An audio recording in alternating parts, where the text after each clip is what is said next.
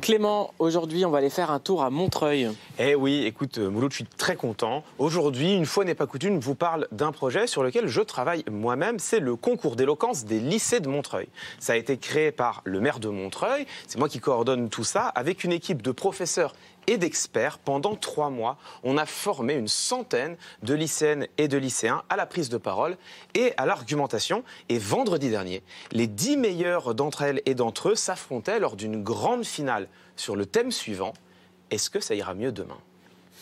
Est-ce que ça ira mieux demain?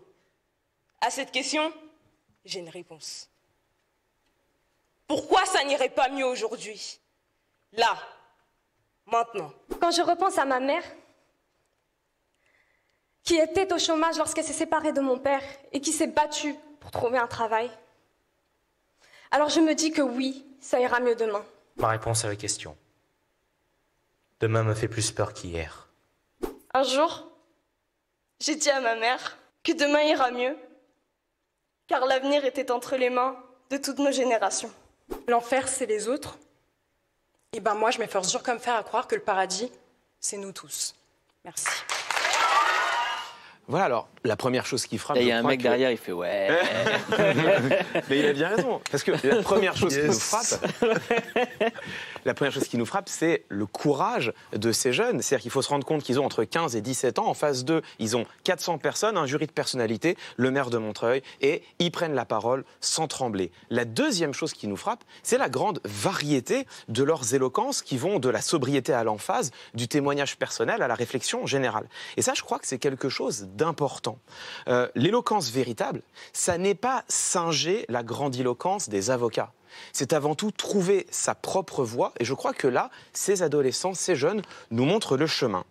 Et justement, j'aimerais m'arrêter un peu plus longuement sur un discours qui, moi, me semble particulièrement marquant. C'est celui d'une jeune femme qui s'appelle Faridatou Enda. Elle a 17 ans. Ma famille vivait dans un appartement type F2, un appartement qui sentait la précarité, la pauvreté, le malheur, mais surtout l'espoir.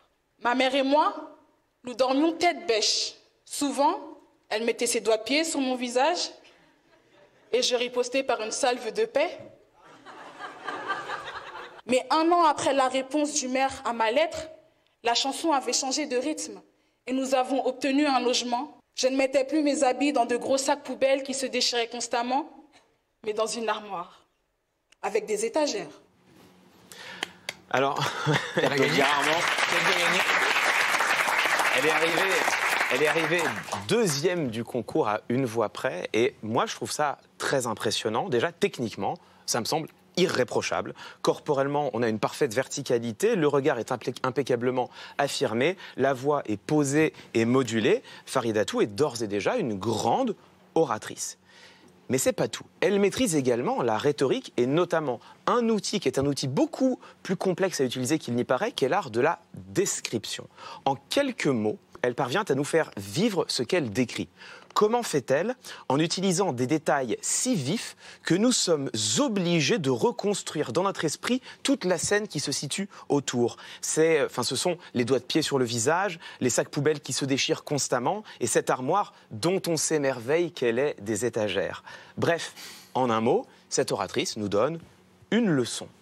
Et je crois que ça nous permet de tirer 2 enseignements. Tout d'abord, les jeunes ont des choses à nous dire, des arguments et des points de vue à faire valoir. Encore faut-il que l'on crée des espaces où les écouter et qu'on leur donne les moyens de s'exprimer. Et c'est le deuxième enseignement. Tout le monde peut apprendre à décrypter les discours et à porter sa propre voix. Encore faut-il qu'on ait la volonté d'enseigner la rhétorique. Rhétorique comme un savoir critique et non pas comme une simple compétence pratique qui consisterait à faire de jolies présentations PowerPoint. Vendredi, dans le jury, on avait une prof de fac, une grande avocate, un youtubeur, un streamer, un directeur académique et le maire de Montreuil. Mais les meilleurs orateurs et oratrices de la soirée étaient encore au lycée. Merci Clément.